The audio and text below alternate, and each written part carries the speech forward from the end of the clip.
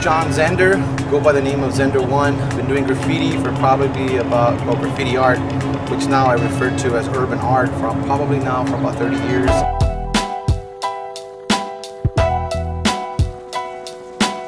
First thing I would like to say to the people who do not understand graffiti is don't just throw out the baby with the bathwater. And by that I mean don't just throw out the concept of the art form just because you have taggers who don't know what they're doing and you have all these artists that are sort of like mixed in. It's like a theory. If I would use a theoretical explanation of it, it would be like you have a beautiful garden, but of course weeds grow within a garden. They grow up and sometimes it's hard to tell which one's a weed, which one's a flower. When you see a flower bloom with a beautiful colored flower, then you can identify it as that's the flower, that's not the weed.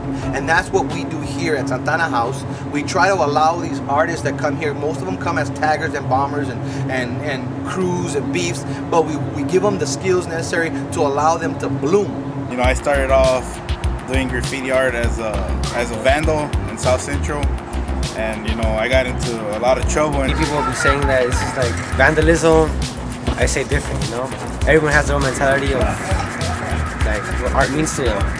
To me, this means, you know, it's my life, and that's what I chose to do. A tagger will tag on things for the sake of tagging on things, but everybody here is a graffiti artist who's producing work for a purpose. You know what I mean? So I think it's positive, and it can be positive as long as we get the right kind of support. You know, graffiti was there for me when all my friends, you know, either got into gangs or went away. It was there, and the art was there for me, you know, and I could practice it freely and openly in like spaces that I wasn't bothering anybody and nobody had bothered me. I wouldn't be here right now if it wasn't because of graffiti. Yeah, I got to paint murals, like semi-murals, but still, it's the thought that counts. So basically, it just changed it because it kind of kept me out of a lot of trouble. There's a lot of beautiful work that just an expression of an artist putting it on canvas or putting it on a wall, or, you know, anywhere they want to. Hopefully, you know, they get the heads up from someone. I'm saying let's get the community, the county, the city, the state involved in cultivating this art form of it. Create art festivals, man. Art festivals that take a community like Lincoln Heights or East LA and the city itself closes the streets, invites artists to come in and paint while the music is playing. The artists are painting it and the music is playing. The people are watching them paint. Everyone's having a good time, and then here comes the programs from the after school program that tells the kids that are painting, if they're under 8, hey man, you know what, we can give you a career. If you thought about working for Disney, thought about working for Pixar, we have programs implemented in the city and the state that can take your art form and refine it and give it a cutting edge look so that you can go ahead and get hired.